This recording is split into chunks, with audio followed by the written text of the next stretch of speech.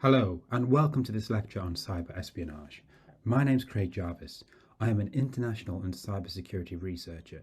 I split my time between industry, where I work with a number of organisations on their cybersecurity, and academia, where I'm a guest lecturer at several universities and am writing a book on cyber terrorism.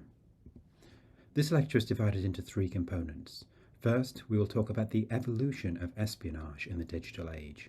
We will then explore some cyber use cases, and finally briefly touch on cybersecurity. Let's get started. Digital technologies have been truly revolutionary for espionage. In connecting everybody, the internet brought forward a new age of intelligence activities. So what are the key differentiators? Firstly, speed. Digital technologies are incredibly fast. Secondly, distance. Previously, this had been a significant impediment to intelligence operations. If an intelligence officer in London wanted to talk to a target in Tehran, they would have to find a way to get besides them.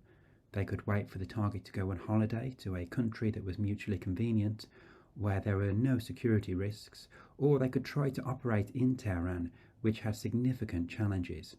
However, with cyber espionage, it now became easier to target that individual, to see what was on his computer and phones, to activate remote eavesdropping capabilities. Digital technologies are also highly scalable. This is due to automation. Automation enables the analysis of bulk data sets, allowing intelligence officers to extract salient data without needing vast amounts of labour. And finally, attribution. It is possible to remain covert online. However, this takes significant resources, and attribution in many cases is increasingly feasible due to the advancement of forensics. So what is there to gain from cyber espionage? Well, if you think about the aggregate of all of the information on your phone, your laptop, on your company's servers or on a government server, and you will start to see that there is a wealth of information that could be relevant to a nation-state's intelligence program. You can build target profiles, geolocate the targets or military units. You can extract all of the files held. You can learn an individual's social and professional connections. You can remotely activate the camera and microphone, allowing you to eavesdrop on phone, video conversations or meetings. And intelligence agencies could also disable the technology, deny access to it, degrade its performance, or even destroy the technology. Let's clarify a few terms within the espionage realm.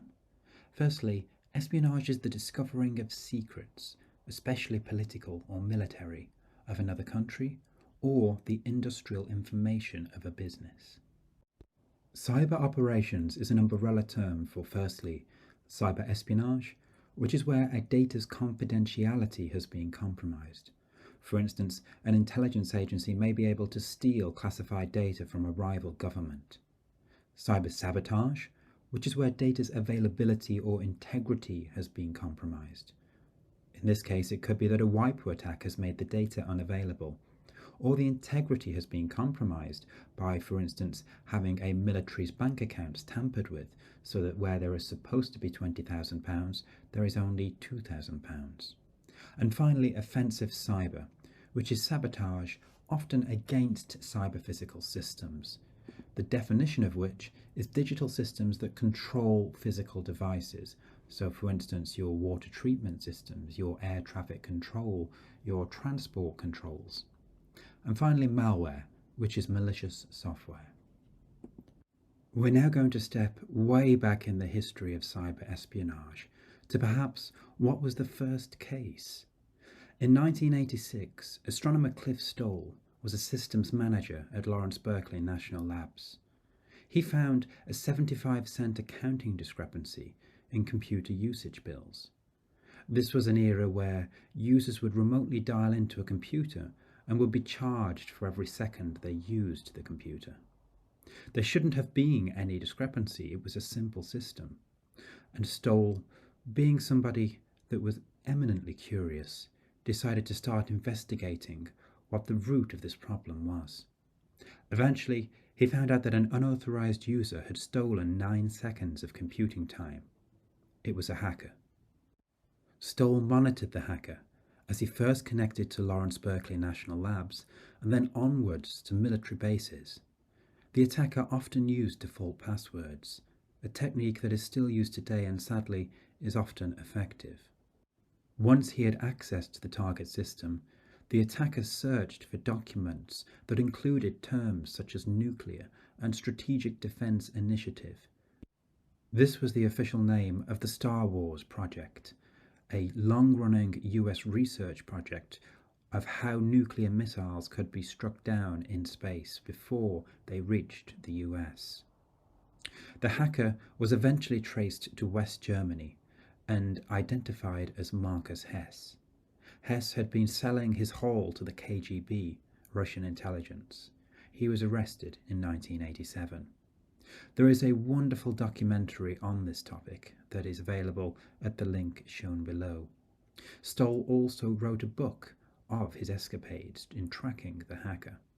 This is an easy read and not overly technical and accessible to anybody. For people looking to work in cyber intelligence, I would highly recommend this book. Now we will briefly review the two main types of intelligence. Human intelligence is what most people will be familiar with. This is where government operatives recruit those with access to, or who can gain access to, the intelligence they need to meet their requirements as set by their political masters. For instance, this is often what we see in movies such as James Bond, where Bond will be told that somebody has access to the information the government needs, often a beautiful woman, and he will get to know her and finally extract the intelligence and pass it on to those political masters. The limitations of human intelligence include that they are slow. It can take months or even years to get a target to work with a government agent. It is hard to scale. You need a lot of people to conduct such operations. Whilst it may only be one James Bond, for every James Bond there are perhaps 30 analysts working behind the scenes to enable his activities. And finally, access is a significant limitation. Targets may be located in areas where intelligence agents don't feel safe operating or cannot feasibly operate because of the endemic levels of counter-surveillance taking place. For instance, Western agents may be hesitant to work in locations such as Beijing, Tehran, and Moscow. Signals intelligence, or SIGINT, represents another form of intelligence collection. SIGINT requires the interception and analysis of enemy signals. For instance, signals such as those going over the internet, for cell phones, or between military units. There are significant limitations also to SIGINT. For instance, they have to be able to access those signals. They have to be able to decrypt the communications and process them in bulk, as well as extracting the salient information. Whilst some may consider human intelligence to be the old school of espionage, it does have some unique characteristics that differentiate it from signals intelligence and allow it to continue to offer value to policymakers and other intelligence customers. For instance, a limitation of signals intelligence is that you can only access the data that is readily available. For instance, if you wanted to ask a subject their opinion on a specific matter, you would not be able to do so unless, in the very rare circumstance, you were able to recruit them purely online. With human intelligence, questions can be crafted specifically to that subject and to meet intelligence requirements. For instance, if an intelligence requirement was information on what Putin's red lines would be in order to cause him to launch nuclear weapons, human intelligence could identify the individuals around him that may have relevant insights. They could recruit them and ask them that very specific question. What would their opinion be as to the red lines? This is information that may not be written down, that could not be stolen or intercepted by signals intelligence, but when questioned, they may be able to provide relevant insights. It is also the case that one often enables the other. Humans may be required to enable signals intelligence, and vice versa, and we will come back to that point a little later. Now, let's look at the two main types of signals intelligence. Firstly, passive SIGINT. This is our more traditional activities. Interception of internet cables and satellite communications. It provides a rich data set, though as mentioned we have to deal with processing and encryption constraints. There is minimal chance of detection when operating a passive signals intelligence capability. Active signals intelligence is the compromising or hacking of a digital asset such as a phone, a laptop or a server to extract intelligence from the target and potentially to activate microphones and cameras. This is also known as computer network exploitation, CNE, or cyber espionage.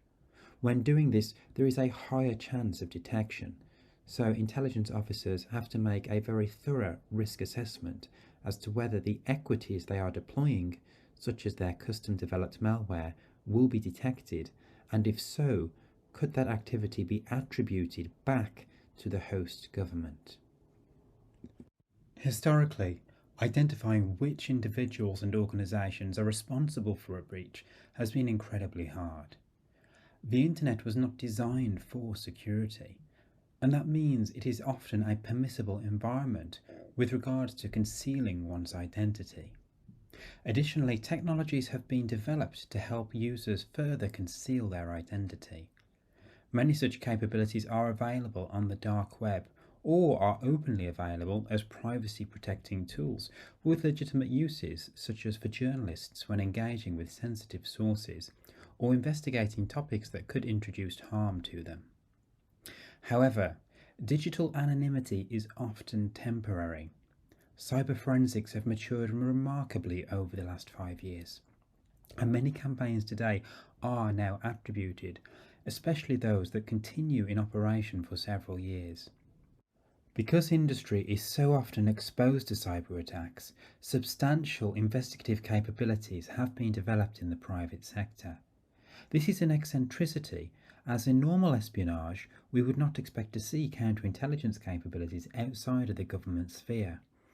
In many countries, it is even arguable that the private sector capability outstrips the public sector capability. We've already talked a little about the constraints of cyber espionage and where HUMINT can add unique value. Cyber espionage can also enrich HUMINT. It can aid with agent targeting, identifying who may have access to the intelligence required. Agent validation, trying to assure that the intelligence provided by the agent is legitimate. And of course, agent protection, which is counter-surveillance to make sure that nobody is watching the agent working with your intelligence agency. And cyber espionage may require agent facilitation. For instance, if a target cannot be externally compromised, an agent may deliver the malware. This is often the case with high sensitivity networks such as critical national infrastructure or government systems. Such systems are often air-gapped. That is, there are no connections between the sensitive network and the internet. This means that more creative ways have to be found to get the malware into the target environment. This may be done by an agent taking in a USB stick and plugging it into the system. Or, if a certain type of equipment is known to be needed for that system, a supply chain operation could take place, where the malware is installed onto that piece of equipment, and that equipment is subsequently brought into the target environment along with the malware. The following is an example of a HUMINT-enabled cyber operation. In 2018, Russia attempted to assassinate a former GRU officer who'd been working for MI6. Sergei Skripal was now based in the UK, and Russian agents, seen here in the bottom right, attempted to poison him. They used a substance that the UK assessed to be the chemical agent Novichok. This had been created by the Soviet Union during the Cold War. Police sent the sample to the Netherlands-based Organisation for the Prohibition of Chemical Weapons to confirm their assessment, and so that they had a third party who was trusted in the global community who could validate their findings. Russian intelligence wanted to know what the OPCW would discover, and perhaps they even wanted to try to influence those findings. However, it seems that they weren't able to remotely access the target when they conducted a cyber operation. It is likely that the OPCW network was air-gapped. This would mean that in order to access the target network, human facilitation would be required. Russia's GRU Unit 26165 was dispatched to mount a close access operation against the OPCW. The GRU deployed their team, consisting of 2 intelligence officers, seen here on the front left, and 2 technicians at the back of the picture. It would have been the job of the intelligence officers to arrange logistics and security for their operation, whilst the remainder of the team would have been responsible for the cyber components of their activities. The gentleman on the right with his face blocked out is an embassy official and will have diplomatic immunity, which is likely why he hasn't been identified in this picture.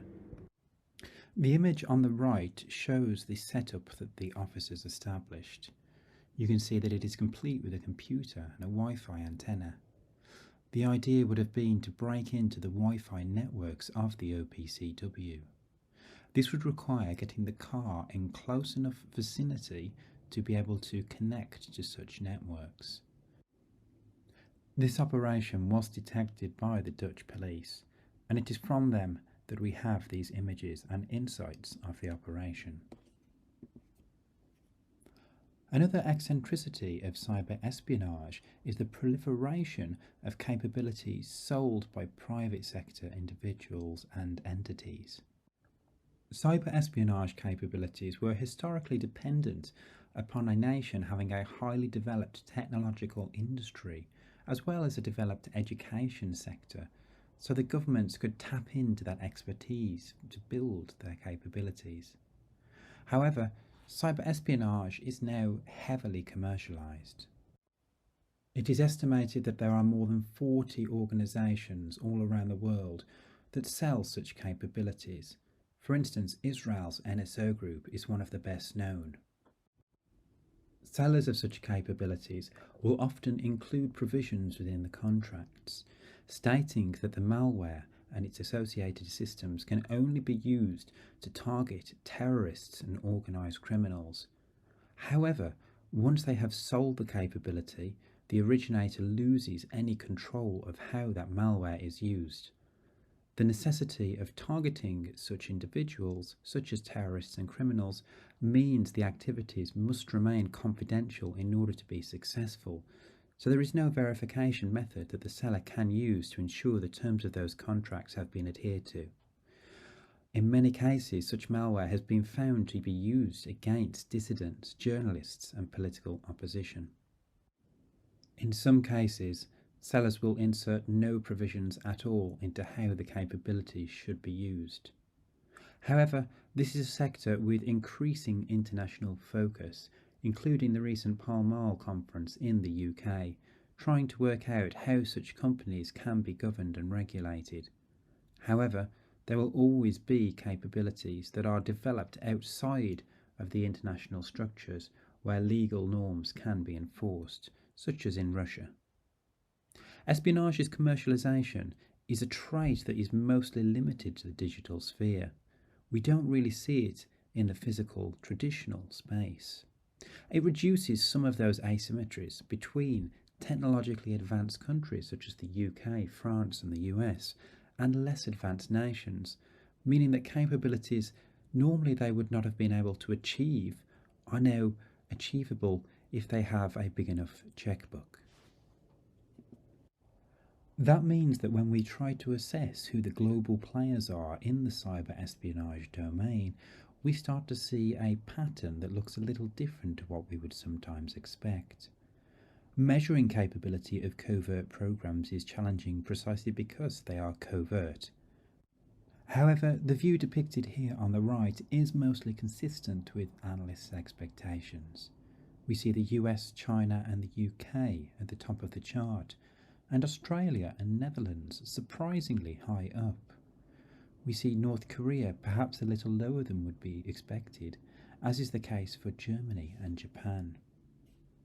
Russia is also lower than would be expected. However, that perhaps is reflected by their current performance in Ukraine. Harvard's defensive assessment provides a very different picture. This reflects the fact that countries that developed first in the technology space often carry something called technical debt. This is the inheritance of systems built before security practices developed. Many of these systems lack the basic security provisions that modern technology includes by default. Cyber-physical systems, those that control critical national infrastructures such as air traffic control, railway control, often are esoteric and old, with a lifespan of several decades, meaning they are particularly insecure. These systems can be retrofitted with security. However, this is a complex process requiring lots of investment. Even countries that are able to compel security improvements based on their political structures, such as China, are struggling to make headway against this challenge of technical debt. In contrast, Ukraine are at the top of the defensive capability spectrum. This is likely as since 2014 they have been under a consistent digital onslaught by Russia.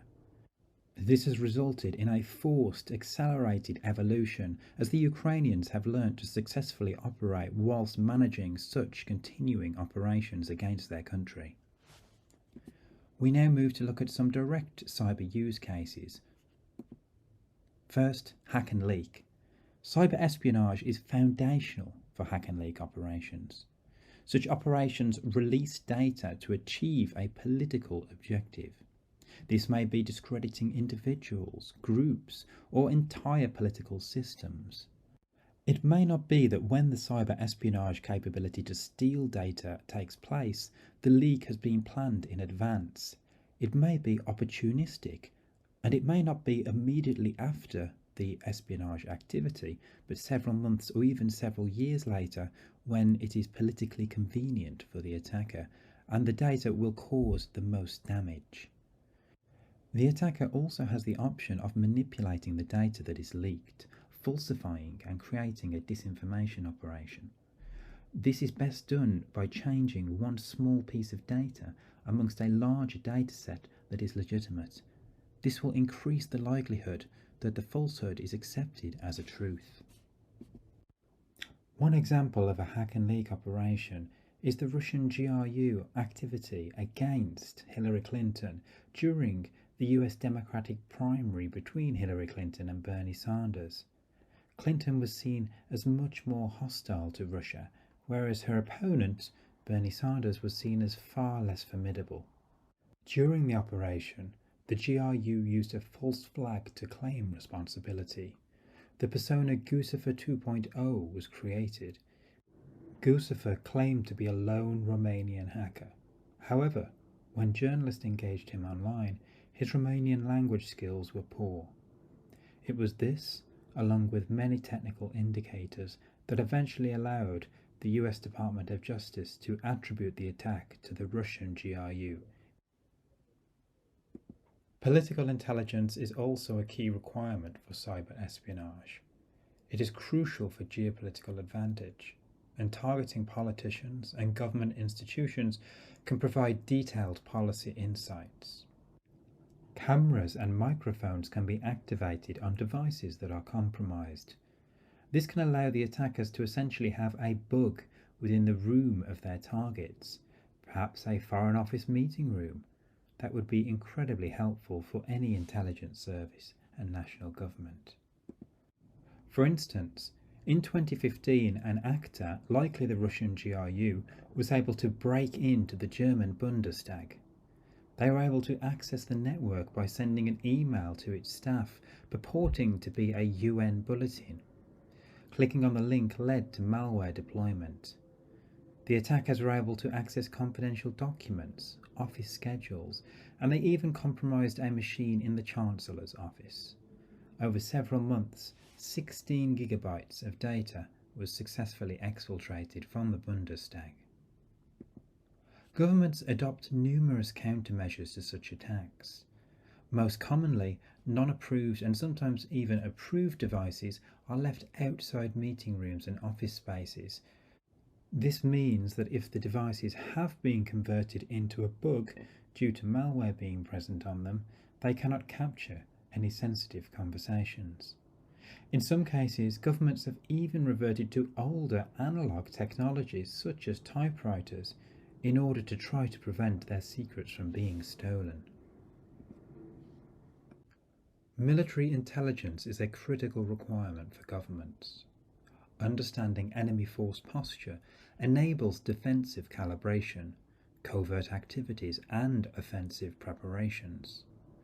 And intelligence on cyber-physical military systems, such as air defense, can enable sabotage operations. Military suppliers, such as weapons developers, is also common. One example of a military breach is when North Korea were reportedly able to compromise South Korean military networks in 2016, stealing hundreds of gigabytes of sensitive data. This included classified information such as South Korea's plan to decapitate North Korean leadership in the event of war, special forces contingency plans, details of joint military drills with the US, and information on key military facilities and power plants. Counterintelligence is the work of trying to understand what another nation is doing against your country in order to gain intelligence on it. It has become much more complex to conduct counterintelligence in the digital age. This is as rival nations can use both conventional, physical agents and cyber espionage to try and gain the required intelligence. Cyber collection is often vastly greater than agent accesses. However, to investigate it requires significant collection assets, digital forensics, international alliances, and in many cases, the ability to hack back into the adversary's infrastructure to investigate their activities. Countering physical agents may also require identifying the cyber components of their agent recruitment and handling activities. Cyber espionage can also be used when investigating suspected intelligence officers. By compromising their computer or phone, it may be possible to listen to their conversations, see into their environments, and to track the operatives. One of the best examples we have of cyber counterintelligence is a Five Eyes operation in 2023 that exposed the operations of Russian FSB's Snake campaign. Snake, a code name given to the operation by the Five Eyes, had been active for almost 2 decades and had been investigated throughout this period by Five Eyes intelligence officers. Snake had infrastructure distributed around the world. In 50 countries there were servers relaying the traffic trying to obfuscate the end destination of the malicious activity. Snake collected sensitive intelligence from targets including government networks, research facilities, critical infrastructure, media and communications companies. For instance, sensitive international relations documents and diplomatic communications were stolen from a victim in a NATO country. In 2023, when the Five Eyes exposed this operation to the public, they also released a stream of technical detection data, enabling mitigation globally. One of the key features of cyber espionage is that mitigation cannot often be conducted purely by government agencies. It is very often the private sector that plays an outsized role in this space. Another use case of cyber espionage is countering terrorism. Inserting agents into terrorism structures is challenging and time-consuming. It's also incredibly dangerous for the individuals involved.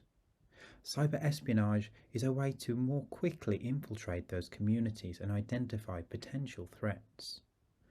Compromising terrorist forums can lead to significant intelligence gains. And cyber espionage was likely used to amplify kinetic operations against Islamic State, enabling targets to be identified and geolocated. One example of cyber counterterrorism is MI6 and GCHQ's reported hack into Al-Qaeda in Arabia's Inspire English language magazine, which was designed to recruit and inspire lone wolf attackers. The agencies replaced content which included the formula for bomb making with common house ingredients, with cupcake recipes, and some garbled code. The impact was short-lived. The legitimate content was reinstated within a few days.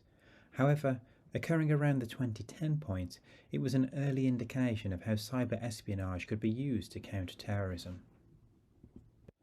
Agent runners in the human world can benefit massively from cyber espionage. It can help with target acquisition, allowing human analysts to identify who may have access to the intelligence they need, rather than having to approach several people only to find out that they don't have the potential required access. They can conduct target validation, allowing them to surveil their agent and make sure they are being truthful and are not being run as a double agent. Running agents solely through digital methods potentially can reduce detection risk. However, there are tradecraft issues here for human agent runners. It is much harder to build trust without face-to-face interactions. Hybrid digital-physical operations can be conducted against cybercrime targets, such as forum operators, as their relationships often do eschew face-to-face contact. This means they may be more susceptible to building a trust relationship purely online. Cyber espionage can also be used for intellectual property theft. There are different political attitudes to such activities. Western nations claim not to steal IP. Other nations do not appear to have this constraint. China has been accused of being a prodigious stealer of intellectual property. In 2012, NSA's Director Alexander said that China's cyber espionage represented the greatest transfer of wealth in history. In 2015, Presidents Obama and Xi agreed not to partake in IP theft. However, this agreement was negated when President Trump came into office and started a trade war against China. Intellectual property theft can be targeted against the military-industrial complex or wider industry. Industrial espionage can be hard to interpret when discovered. This is as, whilst an adversary may be there purely to steal intellectual property from a power plant, it may be interpreted as a precursor to sabotage, which in turn could be interpreted as a prelude to war, leading to unnecessary conflict.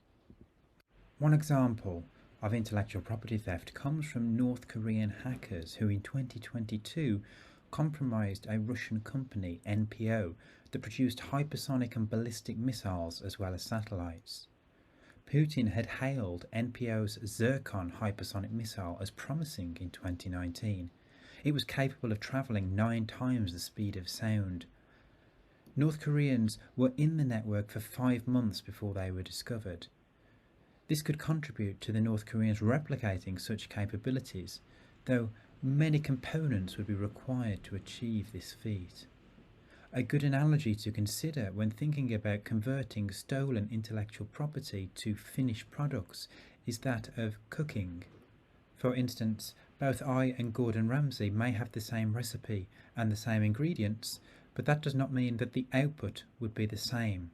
There is a lot of tacit and process knowledge that is never captured in documents that allows the final product to be created. Cyber espionage is also incredibly useful for political suppression. It allows autocratic regimes to counter threats to their stability.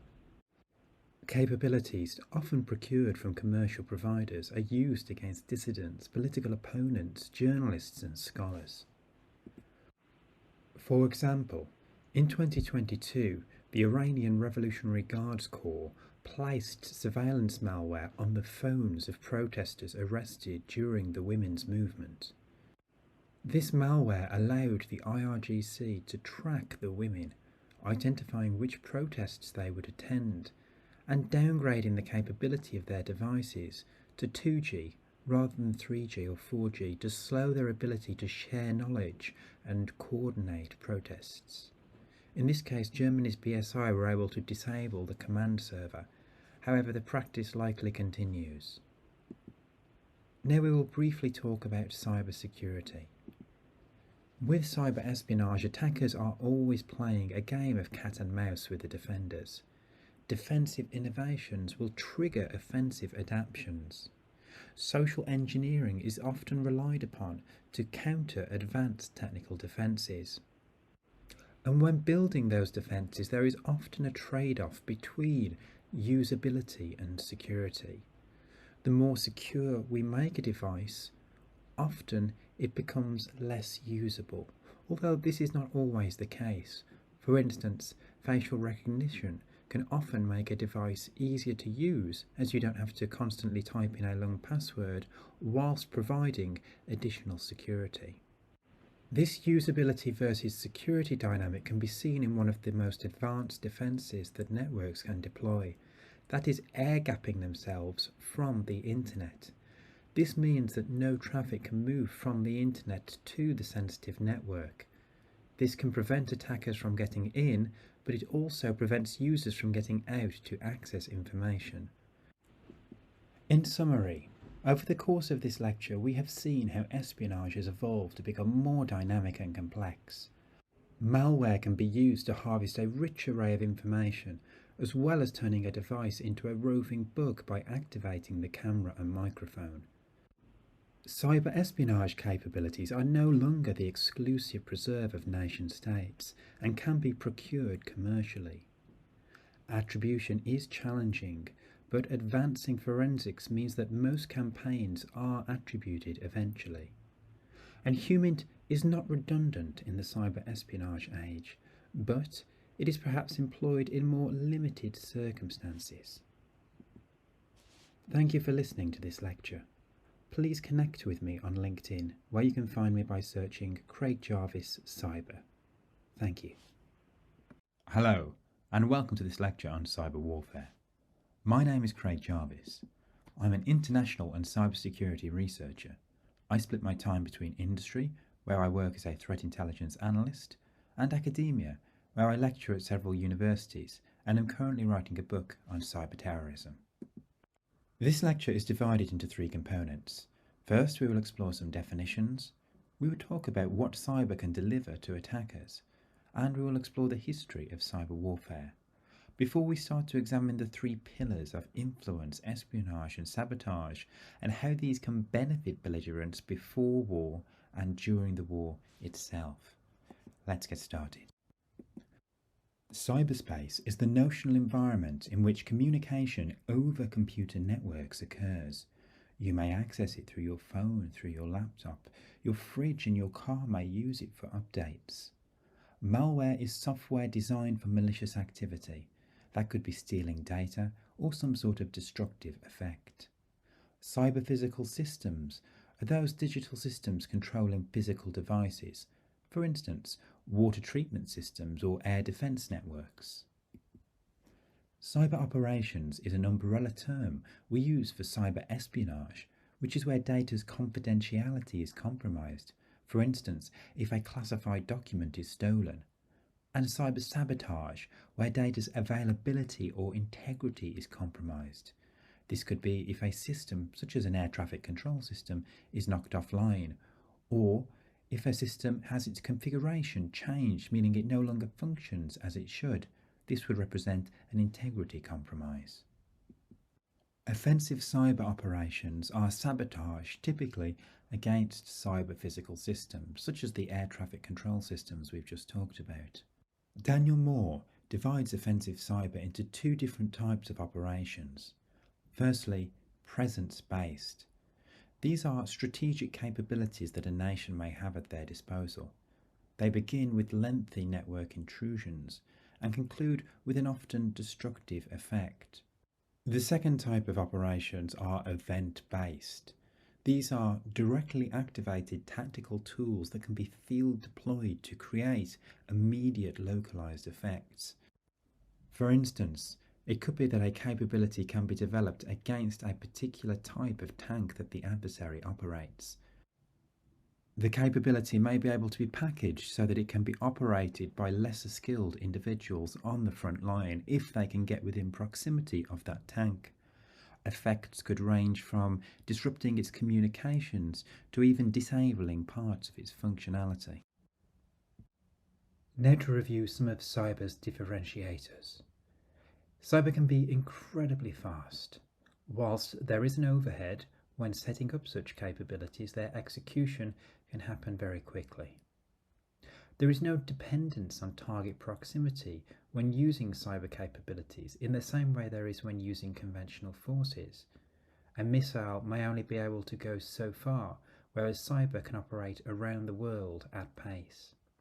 Digital technologies are also highly scalable, enabling their dispersion economically against distributed targets in a way that would be challenging for conventional munitions to match. It is also possible to be covert online. However, attribution is becoming increasingly feasible as a result of improvements in forensic capabilities around the world. And through cyber, an array of goals can be achieved, whether that be in the intelligence gain space, for instance, breaking into target devices and stealing their files, or perhaps activating their camera and microphone, turning their device into a roving bug, or through sabotage, where an attacker disables, denies, degrades, or destroys the technology in question. We now look at some of the early attack contemplations in cyber warfare. Before the first Gulf War, US Special Operations Command proposed a plan to take physical control of an Iraqi radar base. The plan was that hackers would upload malware disabling the Iraqi radar network, allowing attackers to go through unmolested by Iraq's air defense system. However, when the plan was put to the US general in charge, he reportedly dismissed the plan as a crazy idea. He preferred the reliability of bombing to the uncertainty of cyber. In another example, the US reportedly considered targeting Serbian military and critical infrastructure networks during the Bosnian War in the 1990s. The operation did not proceed due to a number of issues. Firstly, there were concerns that any collateral damage from the attack could be considered war crimes. Cyber capabilities were very much an unknown factor, and whether they would propagate throughout infrastructure was unknown. For instance, if a substation providing power to a military facility was targeted, would that targeting cause changes in the wider electricity grid that would result in a hospital not having power? And if so, whilst that hadn't been the intent of the attacker, would it be considered a war crime? Another challenge was the underdeveloped US cyber capability. Whilst operators may have professed to be able to achieve a certain effect, would the deployed capability in fact be able to do so? There was no real historical precedent for such operations. And also, Serbian networks were primitive and decentralized. This limited the potential impact that any operation could have. In another example, before Gulf War II, the US considered plans to cripple Iraq's financial sector, preventing payments to soldiers and military suppliers. Whilst the attack was reportedly deemed technically viable, collateral damage concerns condemned the operation. Such concerns may have included whether the general economy would be impacted by the financial sector attacks. For instance, would it impact wholesalers importing food to feed the country's civilian population? And in a final example, the US considered cyber sabotage to disable Libyan air defences before NATO's 2011 intervention. However, there were concerns about weapon reliability. Could Libya restore its defences, potentially enabling it to attack inbound NATO planes? It seems that, despite these considerations, events overtook cyber planning, and kinetic strikes became not only preferential but necessary. Often this is the case. Cyber takes a long time to prepare, and when events unfold in an unpredictable manner against a foe who perhaps was not on the horizon only months earlier, it may not be time enough to mobilise cyber capabilities with that long lead time. We now turn to preparing for war and influence operations. Such operations ultimately aim to modify the target's behaviour. The ultimate goal is for target capitulation before combat initiates. This is achieved by destabilising social cohesion, often via disinformation operations. It is intended to foment disunity by exacerbating existing societal tensions, such as race relations or identity politics, to cause internal conflict and ultimately make the nation ungovernable. It should be noted that creating new lines of social tension is very challenging, so the aim is often to identify any existing societal tensions, to emulate them online, and then to amplify them to a point where they create the effects that are required. It is often not possible to assess the impact of such operations. However, the insights we have from companies like Microsoft and Facebook, who have taken down disinformation capabilities, such as hundreds of fake accounts on their networks, have shown that their reach beyond those networks that are created by the adversary is often minimal, and thus is their impact. However, whether this is representative of the overall impact of such operations is unclear. An attacker may also seek to change the perception of potential conflict parties. For instance, making an enemy seem much more bellicose than in reality they are, in order to gain domestic support for their conflict. Another approach an adversary may use is to influence their target via coercion. If they can achieve their objectives without unpredictable kinetic operations, that would be ideal. Attackers could use cyber capabilities to hold critical infrastructure hostage to coerce submission. For instance, power stations or communication networks could be disabled. It's important to note that achieving such effects is very hard, and maintaining them is even harder. This is because such networks that govern critical national infrastructure are built for resilience. They are constructed to withstand operator incompetence, natural disasters, and IT malfunctions. So restoring them after attack is often possible via several different methodologies. For the attackers to anticipate and disable all of those possible approaches is a very complex operation and incredibly difficult to achieve. Coercive measures can also be covert. If an attacker can prove their capabilities, the target may be able to capitulate without incurring domestic political fallout. For instance, if an attacker positioned destructive malware within all of the power stations of a country, they may be able to threaten the country's leader without the population knowing.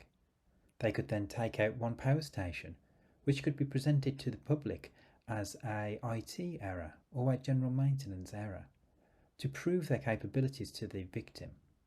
The victim may then have the opportunity to capitulate to the attacker whilst the public remains unaware of what has happened. If the public had been aware, it is likely that because of political fallout, the leader would not have been able to capitulate. And such coercive methods can also be used to prevent third parties from entering a conflict. We now turn to espionage whilst preparing for war. Diplomatic intelligence is critical during the stages leading up to conflict. Gaining access to decision makers' communications can provide decisive advantage. Compromising digital devices can enable them to be turned into audiovisual bugs, potentially enabling access to sensitive information as well as the sensitive documents that may be held on those devices themselves. It can enable the identification of red lines, giving a negotiating edge to the attacker. And intelligence can also illuminate the global response to potential conflict when such accesses are gained at an international level. Military intelligence can also provide valuable insights, such as the enemy's military hierarchy, planned battle strategies, force disposition, and where their leadership are located, enabling a potential decapitation strategy should hostilities break out. This allows for optimum force deployment. We now turn to sabotage. In cyber warfare, it is often necessary to pre-position one's capabilities due to the extensive preparation times required for effective execution. If a nation's offensive cyber practitioners were to wait for a military conflict to begin before preparing capabilities, by the time their development activities were concluded, the conflict may be over. Development time is in part so long due to critical national infrastructure systems often being bespoke and having extensive resilience capabilities. Therefore, nations will likely seek to prepare the battlefield in advance of conflict and activate their capabilities when a threshold event occurs. If discovered, the presence of these capabilities may act as a deterrent, validating to the target nation that the aggressor has mature offensive cyber. The discovery could also be interpreted as a prelude to war and trigger the victim to launch their own military activities that perhaps, if not for the discovery, may not have been launched.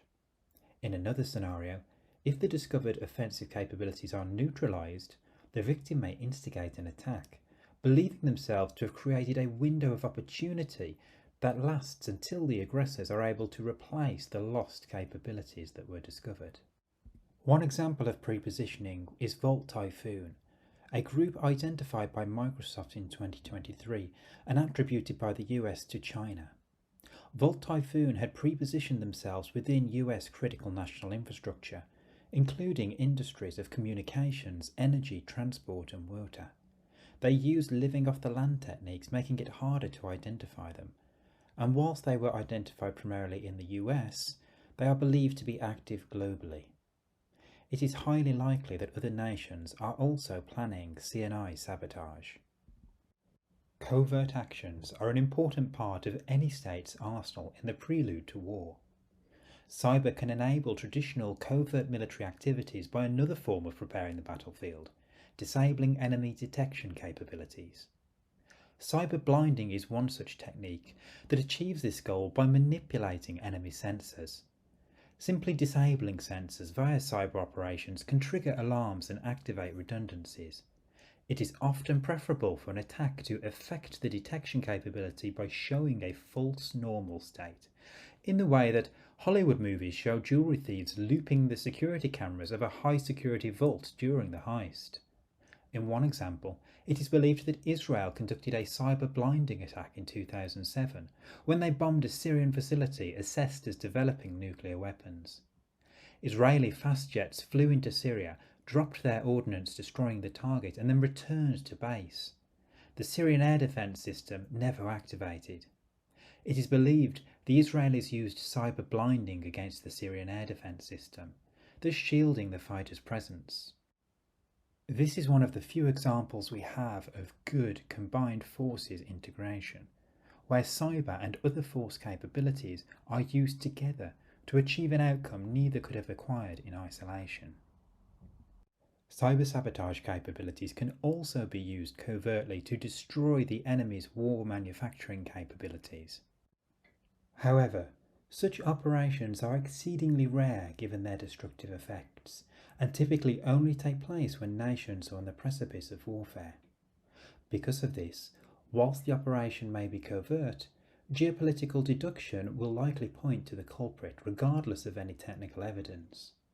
Often, a false flag, such as a hacktivist group, is created to provide the state at least a veneer of deniability and allows them to conduct political messaging. Therefore, such operations are often known as having implausible deniability traits, rather than plausible deniability. However, there is of course always the chance for false flag sabotage operations intended to catalyse conflict to the benefit of a third party. One example of cyber sabotage occurred in 2022 when a group calling itself Predatory Sparrow targeted an Iranian steel mill it accused of violating international sanctions on nuclear weapons. The attackers released a video of the operation. The footage was from a digital security camera inside the target environment that allowed the attackers to do impact assessment and to evidence their activities to the world and the enemy. The attacker attempted to act responsibly to minimise human danger by destroying the equipment at 3 AM when there are presumably minimal staffing levels. The text that occurs at the bottom of the video is from the attackers. You can access that video by following this link. This screenshot shows the attack in action. We now move on to the part of this lecture that covers fighting the war. For decades, scholars and military leaders have tried to identify the strategic utility of cyber, asking themselves where cyber best fits in besides other capabilities. The war in Ukraine in particular has started to allow us to answer some of these questions, yet many remain. We understand that in most cases, cyber should complement conventional capabilities rather than attempting to supplant them. It should try to do things that traditional capabilities struggle with, such as sabotaging enemy capabilities with a high volume of decentralized assets, like satellite networks, or attacking targets challenging for conventional approaches to access, like those deep within enemy territory and beyond missile range. To maximize the value of cyber, it should, where appropriate, be used in close combination with partner capabilities. Such combined arms operations can deliver effects that one alone could perhaps have not. For instance, when working with special forces active behind enemy lines, operators may be able to enact cyber blinding effects against adversarial detection assets, such as CCTV, in order to diminish the risk of special operations discovery and increase the chance of mission success. We now turn to influence during war. Large-scale, coordinated, inauthentic behaviour is possible online. Such campaigns often originate from troll farms staffed by hundreds and even thousands of operators. The farms support their government's positions and contest those of their enemies. However, language and cultural barriers can hinder influence operations. Such operations are often reliant on things like humour and mimetic content, and being able to create such content that the target audience can relate to and has the ability to go viral is very challenging when not creating such content in one's native tongue. Such operations also can use synthetic media to create fake profile pictures, enhancing the depiction of a credible alias. However, populating such an alias with a backstory that can stand the scrutiny of researchers is challenging. However, detection of such campaigns can often occur after they have spread their messages. This means, whilst they have been detected and stopped, the damage may already be done to the intended audience. Russia is a pioneer of digital propaganda and disinformation. It has invested heavily in influence ecosystems operating globally, but in particular in Ukraine, trying to support the military operation. These ecosystems amplify content supporting the Kremlin's position and troll those that contest Russia's point of view. They often focus on themes such as the conflict is due to NATO's post-Cold War expansion. The rise in food prices in the global south is due to Western sanctions rather than Russia targeting Ukraine's food production capabilities. That the Ukrainian refugees in Europe are stoking violence and disorder, and that the alleged Bucha genocide was a Ukrainian disinformation campaign. One can also seek to exert influence by subverting the aggressor's media. For instance, Ukraine and its proxies have hacked several Russian news channels to attempt to subvert its narrative of the conflict. This has allowed them for brief periods to put messaging across that supports Ukraine's positions. In late 2023, in another operation, the Ukrainian Military Intelligence Department reportedly breached Crimean TV channels to broadcast a message from President Zelensky to residents in the occupied territories. He said that, "All of you feel that the Russian presence on our land is not permanent. I know this. Ukraine will reclaim its territory and its people. We will not leave anyone to the occupiers." Whilst it is not possible to do any form of impact assessment of this messaging, it does show that the media monopoly that Russia was able to put in place in the occupied territories after its 2014 invasion can be breached. Influence can also be exerted by those not directly participating in conflicts. For instance, during 2023, as the Israel-Hamas conflict erupted, supposed hacktivists launched a wiper crypto attack against Israeli companies, mostly in the defense and data hosting industries, attempting to destroy their systems. The attackers renamed victim computers to No to Bibi and the encrypted files, as shown here, were partially suffixed with .bb, in reference to Benjamin Netanyahu, Israel's Prime Minister, who is colloquially known as Bibi. According to Security Joe's reporting, significant data disruption affecting numerous companies was achieved. Security Joe's analysts attributed the operation, christened as Bibi Wiper, to the Karma hacktivist group, their slogan being that Bibi will shatter our dream of turning 80. Our dream supposedly being the dream of 80 years having elapsed since Israel was founded in 1948. The machines compromised by the malware mass-printed the Bibi slogan.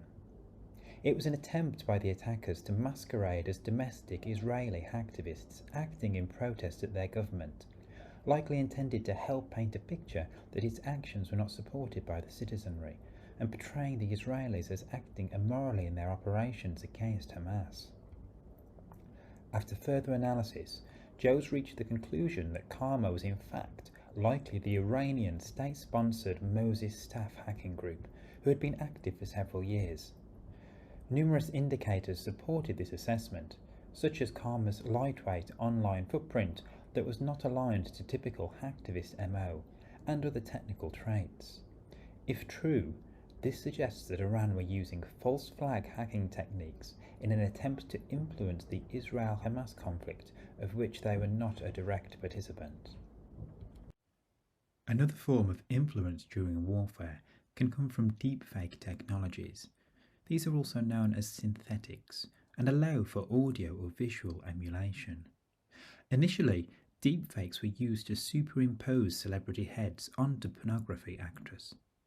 Now, synthetics are being used in Hollywood, for instance in the recreation of Darth Vader's voice, and in creating a synthetic young Luke Skywalker, despite the actual actor now being in his 70s.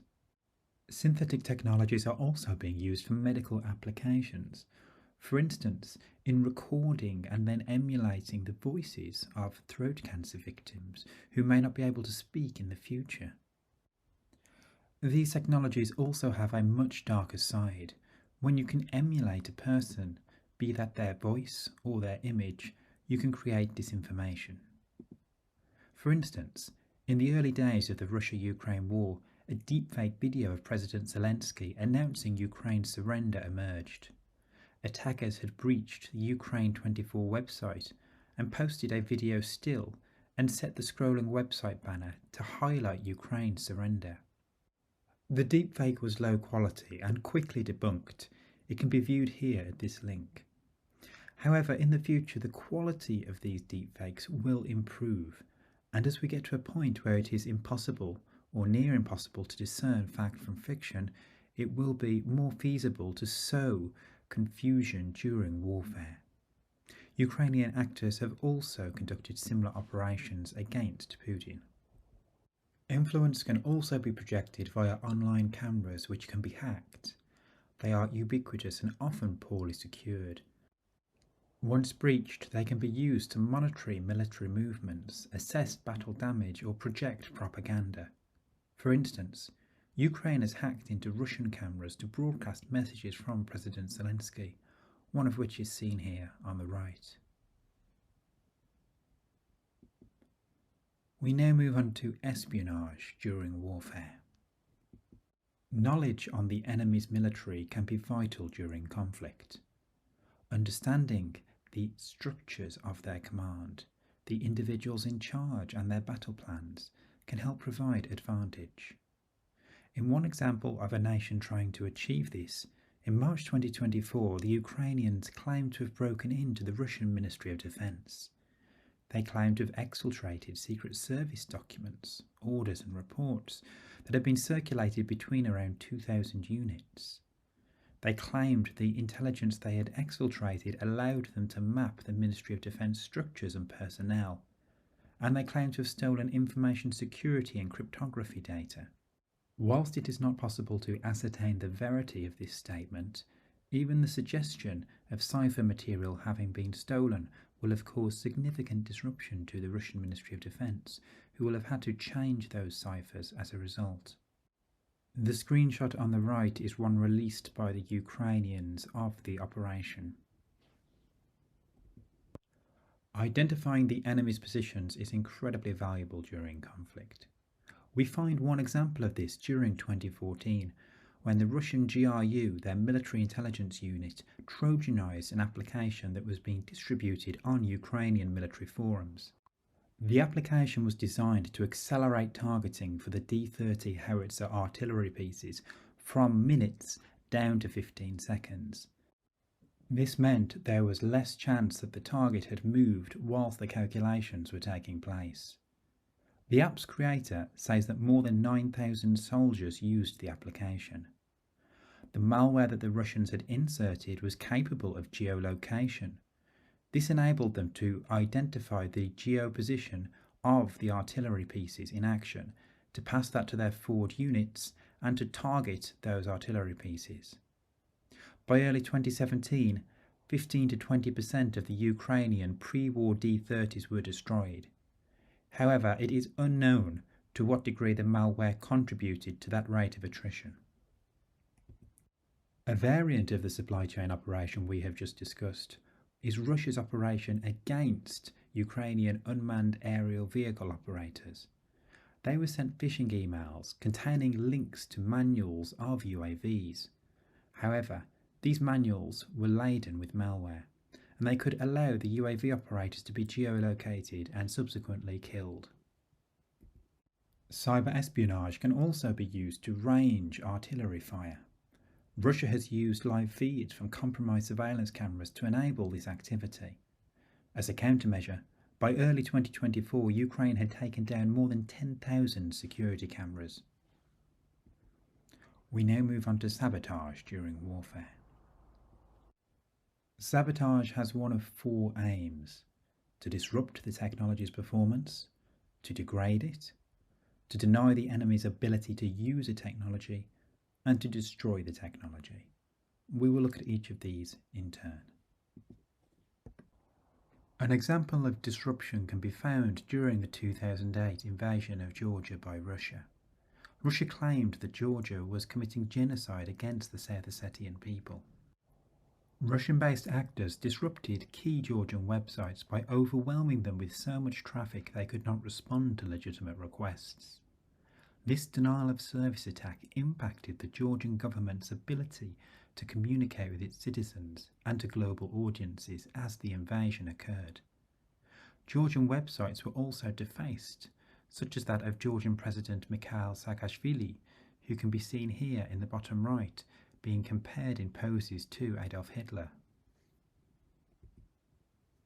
Another example is when Ukrainian hacktivists disrupted the internet in Crimea by launching denial of service attacks.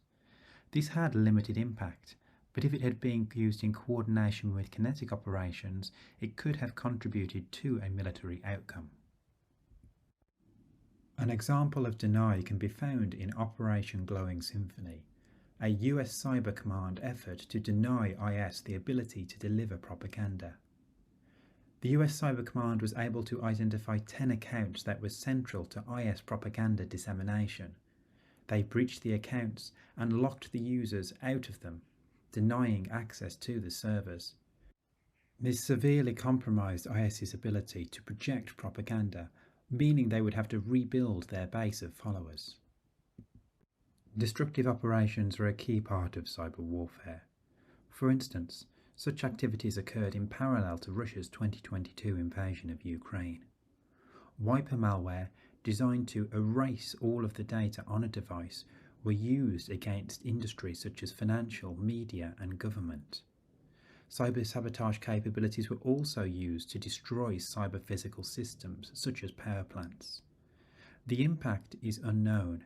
However, most analysts assess that Ukraine's defences are performing significantly above expectations. This is likely because they have been under continuous cyber attack since 2014, and their defences have been hardened. Before executing sabotage operations, an attacking nation should assess whether there are any intelligence equities that may be sacrificed as a result of the destructive act. For instance, if an enemy's Ministry of Foreign Affairs has been successfully compromised by malware, and the attacker is getting an intelligence yield from that access, Would the yield from a destructive attack be more valuable? There are many variables within this consideration. Sometimes a short-term incapacitation of the enemy system may serve an important time-sensitive goal, whereas other times the strategic intelligence access may prove more valuable. An important wartime objective is to undermine the enemy's ability to make war. Crucial to that is their ability to finance their operations. If an attacker can destroy revenue sources of the enemy government, they may be able to win the conflict. In targeting those revenue sources, the enemy may have to divert its resources from the front line to mitigate the financial impact. This alone is a benefit to those who conducted the operations targeting those revenue sources, as those resources that have been diverted can now not be operational on the front line, giving the attacker a greater chance of success. An example of such an operation occurred in December 2023, when Ukraine's Defense Intelligence Agency claimed to have destroyed infrastructure belonging to Russia's Federal Tax Service. They claimed that central and 2,300 regional servers had been breached. Tax data had been stolen, they had destroyed configuration files and databases, and that communications between the central and regional offices were now paralysed. They estimated that initial disruption would last for 1 month, and there would be longer strategic impacts to the Federal Tax Service. We cannot independently verify the impact of these attacks due to the lack of visibility into Russian operations. The screenshot on the right here is one that the Ukrainians released of the operation. Degradation of technology can sometimes give a greater net yield than purely destroying technology. For instance, a calibrated degradation of a missile system's navigation system may provide greater long-term benefits than simply destroying the system when there are known redundancies that can be activated. Similarly, communication networks could be degraded to intermittently reduce efficacy, causing delayed or lost messages. Attack calibration is paramount to such sensitive operations. Degradation should be impactful, yet not so pronounced as to trigger investigation and remediation. A more common degradation approach is to take out part of the capacity of a system. For instance, in February 2024, Ukraine claimed to have degraded Russia's ability to modify DJI drone software for military purposes. When these drones are acquired, they are reflashed to provide a number of military-specific capabilities, specifically in this case, friend or foe systems, video transmission capabilities to command centres, and the ability to control those drones from the command centres. Ukraine sabotaged the reflashing servers. They believed that it made it probably impossible for the drones to be remote controlled without such capabilities. The impact of this is not verifiable, but it may have forced the operators to manual control. This would likely have frustrated or at least degraded the ability to deploy those capabilities at scale in theatre. Where appropriate, destructive sabotage should be tightly integrated with conventional operations. For instance, at the start of the Russia-Ukraine war, the aggressors targeted US Satcom company Viasat that provided communications to more than 10,000 European clients, including the Ukrainian government and its military. The malware erased the files on Viasat modems, rendering them inoperable. This attack, tightly correlated with a conventional operation, was likely intended to impede the Ukrainians' ability to coordinate the defence of its territories. Whilst initial reports indicated significant impacts, that reporting was later contested when a Ukrainian official stated that Viasat was a backup system and landlines were their primary communications medium. As a result of this attack, there was collateral damage across Europe. For instance, Germany lost communications to thousands of wind turbine systems. Russia likely knew the collateral damage risk and yet still attacked. The risk of cyber collateral damage during warfare remains a significant threat for nations around the world. We now turn to non-state actors. The use of non-government personnel for cyber operations during wartime is a feature we have seen solidify during conflicts of recent years, in both the Middle Eastern and European theatres. One example of this is the IT Army of Ukraine. Whilst exact details of its working are unclear, the Ukrainian government has attempted to marshal those with relevant skills for both defences and offensive cyber activities. It is organised by Telegram and Twitter. During the opening months of the conflict, 300,000 people reportedly signed up to the cyber army. How many of these volunteers had relevant skills is unknown. Many of the operations have been rudimentary, such as denial of service attacks against enemy targets. For instance, the screenshots on the right show communications from the Ukrainian government to the IT army with designated target lists. The state also provides low-level tooling to the volunteers. However, with such cyber militias, there are challenges in integrating them to state operations, as well as vetting issues. Problems may arise when such members or clusters operate independently and interfere with state-directed covert operations. Groups such as the IT Army of Ukraine have mostly enacted harassment operations that can be thought of as persistent annoyance. For instance, in breaching the systems of a taxi firm and sending all of the cars to central Moscow. However, there have been more substantial operations, such as another group known as the Cyber Anarchy Squad, that were able to disrupt a Russian telecommunications company that served its financial centre, causing an outage of the ability to process transactions. This sort of economic disruption has more value during conflict. There have also been attempts to puncture the Russian state media monopoly through various means, with the hope of exposing Russian citizens to the Ukrainian narrative and hopefully causing insurrection. At present, it is hard to judge the strategic impact of cyber militia groups. It should also be noted that such entities, where the state claims no control, may prove a useful deniable asset should a nation want to conduct operations that may be less acceptable to the international community. The following screenshots show the sort of tooling that are distributed to cyber militias like the Ukraine IT Army. Here you can see the attack power statistics of a denial of service attack. It is generally denial of service attacks that make up the majority of such operations, as they are easy to conduct. Here is the distribution of the tool, with screenshots showing its use. In many ways, this allows the attacks to be gamified, also enabling the community to feel like they are part of the operations against the target. And here is the configuration page. Note that there is even a support capability in the IT Army chat towards the top of the page. And as part of the gamification, you can see that the top users are highlighted to the group, further enabling the gamification of such operations.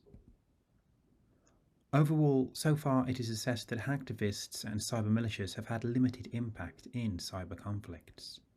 Techniques are mostly entry-level and have been easily defeated. For instance, during the Israeli-Hamas war, hacktivist groups such as the Ghosts of Palestine and Team Insane Pakistan have attempted DDoSes against the Israeli targets, but they were almost exclusively ineffective.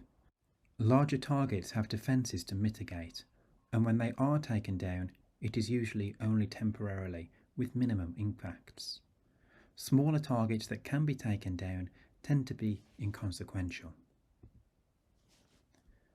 So summarising, the use of cyber sabotage during warfare is nascent, but we must consider that the first military aircraft were used for observation only. It was decades before strategic bombing emerged as a coherent doctrine. The first British tanks did not produce a blitzkrieg revolution. They were unreliable and not integrated with aircraft and infantry. There are many parallels that can be drawn with cyber here. An effective cyber force integration may take years. Strategic utility in the short term is likely limited. However, over the medium to long term, it may be more consequential. Over the course of this lecture, We've talked about presence and event-based cyber operations, the speed, distance and scale that can be achieved, and that force integration is critical, and cyber capabilities should complement rather than compete with conventional capabilities. We've explored how cyber-physical system attacks are hard to achieve and maintaining their effects even harder. And we've explored how the strategic utility of cyber during warfare is still unknown, and it may take years, even decades, before we fully comprehend how cyber will be used in future conflicts. That concludes this lecture. Thank you for listening, and please feel free to connect with me on LinkedIn by searching for Craig Jarvis Cyber. Thank you. Hello, and welcome to this lecture on cyber terrorism. My name is Craig Jarvis. I'm an international and cybersecurity researcher. I split my time between industry, where I am a threat intelligence analyst, and academia, where I guest lecture at several universities and am currently writing a book on cyber terrorism. Given the nature of this lecture, some of the topics and images may be upsetting. This lecture is divided into 5 components. First, we will explore some definitions around cyber terrorism. Then we will discuss the threat narrative and how it has evolved over the decades. We will then talk about cyber-enabled terrorism, examine cyber terrorism, and finally we will briefly touch on counter-terrorism opportunities. Let's get started. Oxford University defines cyberspace as the notional environment in which communication over computer networks occurs. It is what we connect to via our phones and laptops. It is where we store our data, and increasingly it is the medium over which we execute commands over physical instruments, and we will talk about that in a moment a little more. Terrorism is defined by the US government as premeditated, politically motivated violence perpetrated against non-combatant targets by subnational groups or clandestine agents. Cyber-enabled terrorism is traditional terrorist activities that are conducted online, such as recruitment, financing, communications, open source intelligence and propaganda. And we will explore each of these in more detail a little later in the lecture. And cyber-terrorism is a term first coined by Barry Collins in the late 1980s. Collins suggested a future where cyber-terrorists would be able to alter cereal factories' iron supplementation to kill the children of a nation, or manipulate air and rail traffic control systems to cause collisions, or perhaps even sabotage gas lines so a sleeping suburb detonates and burns.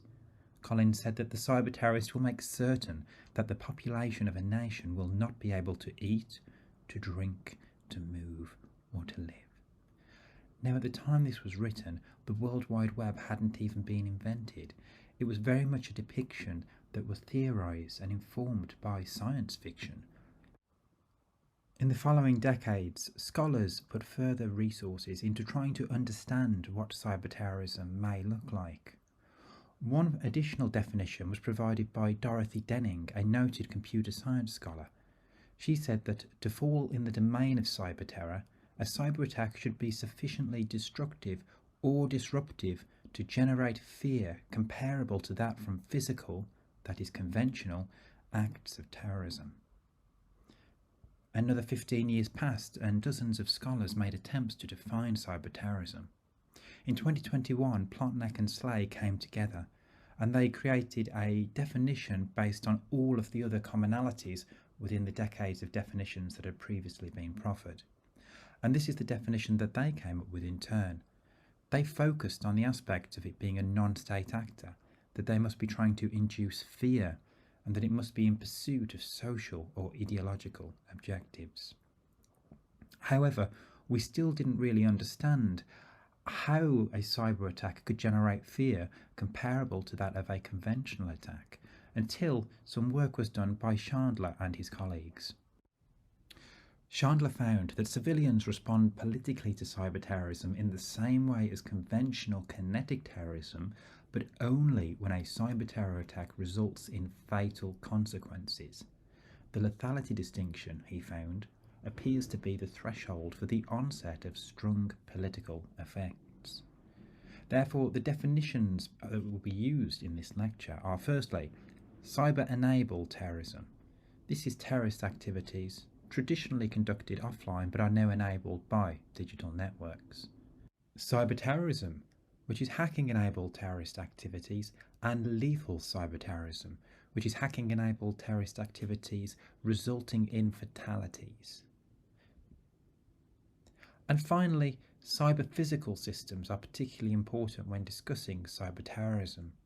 These are the systems that control our critical national infrastructures, such as water treatment systems, air traffic control and power plants, the sort of environments that may be targets for cyber-terrorists in the future. We now move on to exploring the threat narrative around this topic. As early as 1991, a highly credible group called the US National Research Council, comprised of both private and public sector specialists, stated that tomorrow's terrorist may be able to do more damage with a keyboard than with a bomb. 5 years later, the CIA director said that international terrorist groups clearly have the capability to attack the information infrastructure of the US, and also theorized that they may be able to use paid hackers to help achieve their goals. In 2002, the DHS director Tom Ridge stated that terrorists could sit at one computer and cripple a sector of the economy or shut down a power grid. However, the evidence base for such assessment was not made public, and to most, it was not a credible statement at that point. In 2010, the FBI director stated that the threat was real and expanding, and that terrorists had shown a clear interest in pursuing hacking skills and coupling their physical attacks with cyber attacks.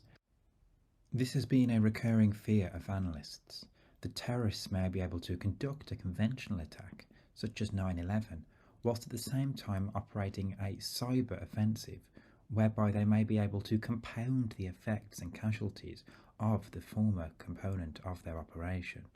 For instance, if they were able to impede the emergency response by targeting their communications, that may result in a greater fatality count from the attack. In 2011, the UK offered a slightly different view, stating that cyber-terrorism was perfectly suited to the world of the lone terrorists, but they had little evidence of systematic cyber-terrorism. It is contestable whether cyber-terrorism does represent a perfectly suited weapon to the world of the lone terrorist. It is complex practice, and whilst low-level operations may be possible with a single terrorist, it is highly unlikely they would be able to conduct sophisticated operations that could result in lethal effects. And the following year, the US Secretary of Defense stated that a cyber attack perpetrated by nation states or violent extremist groups could be as destructive as 9/11. Whilst at this stage a nation state may have been able to launch such an attack, it is highly unlikely that a violent extremist group without the support of a nation state would have been able to do so. In the following decade, nations stopped talking about cyber terrorism, until in 2023, when the NATO Secretary General stated that it remains a global threat. Throughout the years, we have seen that policymakers, for the most part, have little evolved from the sensationalist claims of Barry Collins in the 1980s. However, the recent decade has seen less use of the phrase cyberterrorism, perhaps reflecting a gradual maturation of policymakers' understanding of cyberterrorism, or at least informed counsel warning that use of the term is perhaps too generic and ambiguous to be analytically useful and could stoke fear within their populations.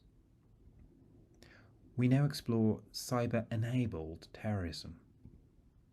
We will do this over 6 pillars: recruitment, financing, communication, open source intelligence or OSINT, propaganda and live streaming. The internet delivered a concept known as the death of distance. That is, that distance is no longer an impediment to real-time collaboration.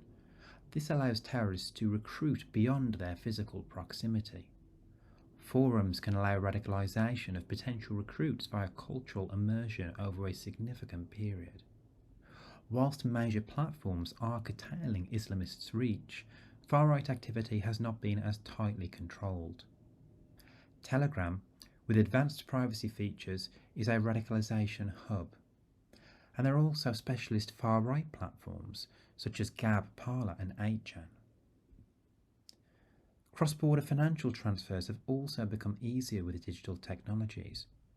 Cryptocurrencies that are often designed to be privacy-centric enable covert donations.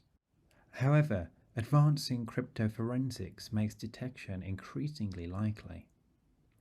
Israel claims that Hamas has received millions of dollars via cryptos, firstly with small donations as a result of crowdfunding via social network, and later from Iran. These were mainly Bitcoin, Ethereum and Tron coins. Israel claims that they have been able to seize wallets containing dozens of millions of dollars belonging to Hamas. The internet allows for instant terrorist communications protected by encryption. Terrorists have even created their own encryption software, such as Al-Qaeda's 2007 Mujahideen Secrets. However, this was simply an Islamist wrapper around the open-source PGP encryption software. Terrorists being able to communicate using encryption that states cannot break in part led to the crypto wars. The contestation between states and citizens as to what degree the latter would be permitted free access to encryption beyond the state's ability to break. As a small shameless plug, I have previously written a book on this topic, so please take a look if you are interested in the history of encryption and digital privacy. Today, encryption protects most devices and their communications by default, creating a substantial access problem for nation-states. Terrorists have benefited greatly from open source intelligence. For instance, it allows them to conduct target acquisition activities, to analyse their target's pattern of life using social media, and to conduct attack reconnaissance using tools such as Google Maps. Propaganda dissemination has become much easier in the digital age. Gone are the days of discreetly selling videos from terrorist networks. Today, such content can be readily accessed online. Islamic State continues to exemplify high production quality outputs and gave special privileges to those amongst their number who could deliver such content. Manifestos, often released just before an attack, are now easy to share amongst extremist communities, and digital content can be trivially replicated and reposted, making it challenging to remove. Modern technologies, such as GoPros, enable terrorists to capture attack footage to later transmit, evidencing their actions and attracting more media attention. This screenshot shows a GoPro mounted on a Hamas terrorist's cap during the October 2023 attack against Israel. Terrorists could also choose to live stream their attacks, ensuring the footage is not confiscated after their operation if they are killed, and including the extremist community in their activities with the hopes of inspiring future attacks. Manifestos often accompany such streams. The first live-stream terrorist attack occurred in New Zealand during a 2019 operation against a mosque that resulted in 51 fatalities. It is now common practice to stream attacks. As you can see from a picture of the Christchurch attacker's Facebook livestream, these broadcasts emulate first-person shooter games that can, in particular, appeal to younger generations. In a disturbing turn, we also saw that during the October 2023 attack, Hamas seized some of their victims' phones and used them to broadcast images and videos. They used live streaming as well as private chats and video calls to contact those in the victims' address books to show either held hostages or their dead bodies. This is a form of psychological warfare that has not been seen before this attack, and will likely be integrated into future terrorist operations to increase the propagation of fear within their target communities. We now turn to cyberterrorism. We will explore this over 5 pillars: propaganda, disinformation, financial gain, espionage and sabotage. Firstly, exploring propaganda. Terrorists can increase their ability to disseminate propaganda by taking over the account of somebody who already has a significant following. For instance, the Inject division a group of neo-Nazis conducted an account takeover SIM swap attack against pornography actress Riley Reid in 2023. The attackers were able to post propaganda to Riley's Twitter feed with 2 million followers for 3 days before the actress was able to retake control of her account. Websites can also be defaced to project propaganda. For instance, this screenshot shows an attack by AnonGhost, an Islamist-supporting hacktivist group active since the mid-2010s. During the Israeli-Hamas conflict of 2023, they defaced a number of websites, such as this one here.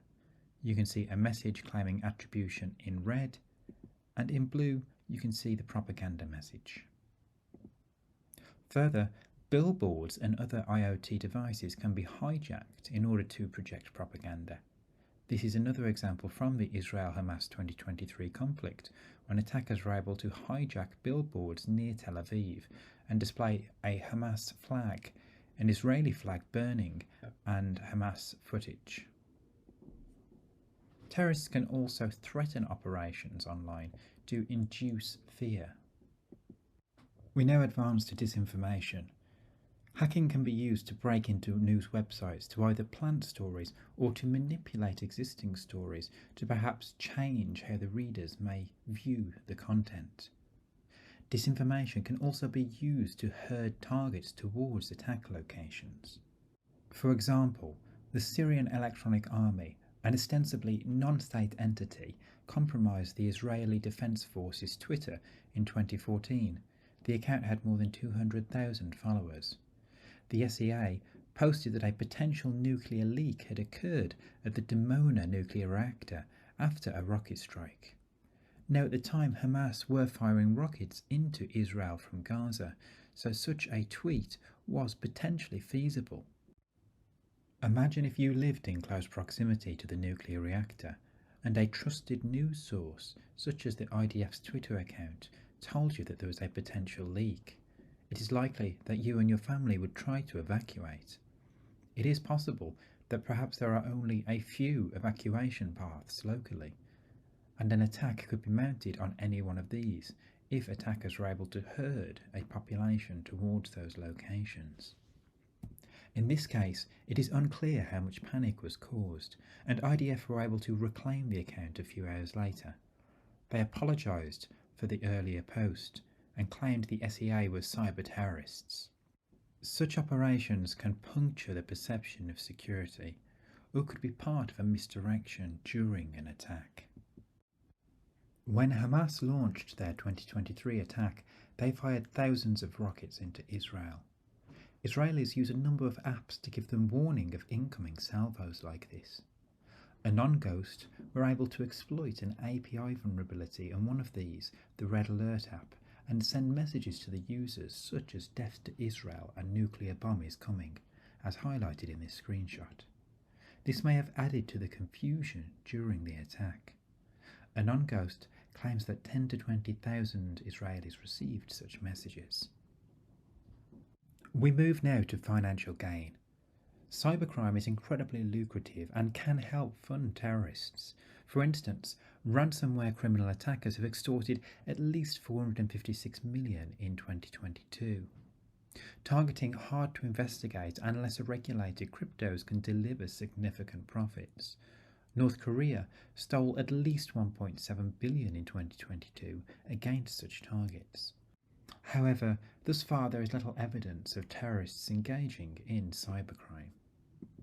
And moving to espionage, intelligence gain operations offer myriad benefits to terrorists, such as target acquisition, target reconnaissance, material for doxing to enable subsequent targeting, or even blackmail materials.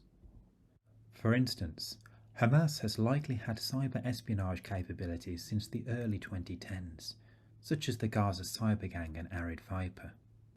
They target IDF soldiers in proximity to Gazan borders, as well as other expected Hamas targets such as Israeli politicians and defense organizations.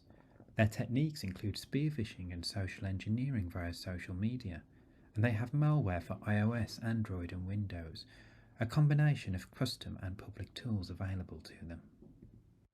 Hezbollah have likely had capabilities since around 2015. These capabilities are linked to, or potentially sponsored by, the Iranian Ministry of Intelligence and Security. There is predictably a focus on Ukraine, but additional targeting on Palestine, Egypt, the UK and US. They use vulnerability exploitation as well as stolen credentials, and again have a combination of custom and public tooling, and tend to use Cloud C2 quite frequently. During the 2023 Israel-Hamas conflict, one attacker, likely a non-ghost, used domain impersonation to spread fake red alert applications, as well as exploiting the API vulnerability we talked about earlier. You can see here they simply added an S to the domain name to fool users. For people downloading the application that would be Trojanized, the attackers were able to exfiltrate call logs, accounts and address books, which could have further aided their activities. Terrorists are able to target complex supply chains, as well as the simpler ones we just saw with the Red Alert app. Often users do not know what software is comprised within their supply chains, with one application perhaps including 20 code libraries or other applications that have been procured by the seller. They often don't know who is responsible for security maintenance. With third-party code libraries, this is a particular problem. Another example of supply chain targeting comes from 1998, the Shinrikyo organization. AS were formed in 1987. They were a doomsday cult that believed the US would attack Japan, causing the end of the world, and that they must prepare for the inevitable assault. At its apex, AS boasted 40,000 members globally. They released the Nazi-developed nerve agent sarin in the Tokyo subway in 1995, killing 13 and injuring thousands. AS operated a number of software companies. In 1997, the Tokyo police hired IBM to develop a system to manage their patrol cars. IBM subcontracted a project component to a company called Vancare, who happened, unbeknownst to IBM, to be an AS company. This allowed AS to briefly receive classified tracking data on 115 vehicles, including unmarked police cars. This could have enabled attacks or counter-surveillance. AS also acted as developers for 80 different companies and 10 government agencies, giving them many opportunities to insert backdoors. The police suspected that AS was trying to steal data from its clients, and supported by a recent raid against the cult that found a database with details of thousands of officials at Japanese businesses, they were able to target AS and stop this activity. The police also noted that these activities were an important funding source for AS, albeit the amount earned for the tracking software was only around $19,000 US. Another example of espionage is Ardit Farizi, alias the Directory. Farizi was the head of the Kosovo Hackers Security and also an admin of a cybercrime forum called the Pentagon Crew. In 2015, Farizi hacked a US commerce site, likely with SQL injection. He stole 100,000 users' personally identifiable information, including city-level locations. 1,300 of these datasets had US government emails. This is corporate email addresses that had been used for personal shopping. Farizi threatened bad things to system admins when discovered, and stated that he would leave the network if paid $500 in Bitcoin. Farizi forwarded the government PII to Islamic State hacking division's Junaid Hussain. Hussain told Farizi that he is helping ISIS to hit them hard, and Farizi replied, "God willing." Hussain posted the information online as a hit list, as you can see from the below Twitter thread. The preamble in the document released containing the PIA was used by Hussain to try to exaggerate the capabilities of the Islamic State hacking division. They stated that they were in the emails and computer systems of the Crusaders, watching and recording their every move, that they knew the names and addresses and emails and social media accounts of their targets, and that they would pass that information to the soldiers of the Caliphate lone wolves who would soon strike at your necks in your own lands. Faritzi would be arrested in Malaysia and was later extradited to the US. He was sentenced to 20 years in prison, but given compassionate relief due to COVID in 2020. Hussein was killed in a US airstrike in 2015. Moving on to sabotage. Some low-level denial of service attacks, where terrorists flood websites with traffic to prevent them serving requests, have been conducted. For instance, ISIS developed a caliphate cannon in 2016. However, it was of little use and low impact.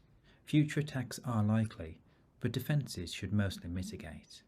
However, if used in combination with physical attacks, such as disrupting emergency responses during a conventional operation, it may be that the casualty count can be increased as a result of this cyber operation. Terrorists or their sympathisers may attempt to intimidate their perceived adversaries with the threat of denial of service attacks. For instance, mysterious Team Bangladesh, whose attribution is unknown, stated they would target Israel supporters during the Hamas war, as you can see on the right in this screenshot. Here you can see an example of a DDoS attack. This occurred during the Israel-Hamas conflict, in which Israel's largest English paper, the Jerusalem Post, was taken offline. Anonymous Sudan and Team Insane Pakistan both claimed responsibility. They also claimed, as you can see from this post, to have deleted all of the articles on the post. In another example, and this of a potentially correlated if not coordinated cyber and conventional attack, during the Israeli-Hamas conflict, thousands of rockets were launched into Israel and they were accompanied by a DDoS attack against the civilian rocket alerts applications. It is unclear who conducted this activity, or whether there was any coordination with the kinetic activity. You can see two waves of attacks here, the second being considerably larger than the first. If this were a planned attack, perhaps a more consistent output would be expected. Cloudflare claim they were able to mitigate the attack. However, had such mitigation not been possible, the DDoS could have prevented Israelis from taking defensive measures, such as finding shelter during the missile barrages. Critical national infrastructure, cyber-physical systems can be targeted by terrorists. However, these systems have a trait called fragile resilient.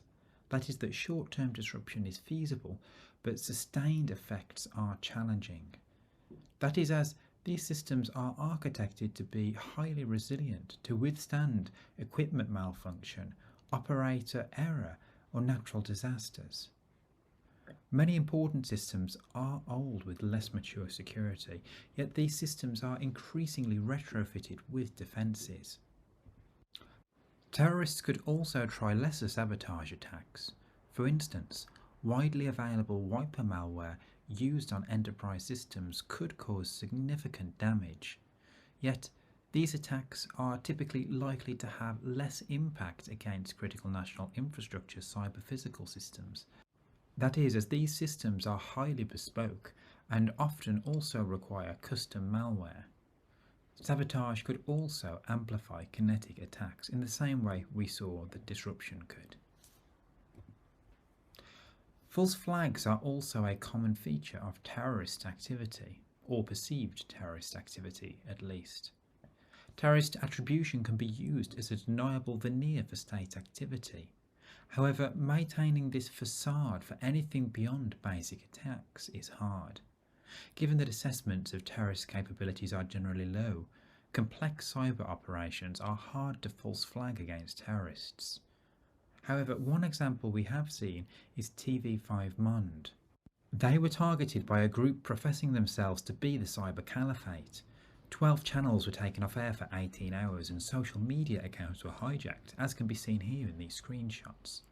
The attackers were in the network for 3 months before the attack and developed custom malware to destroy the internet-connected hardware.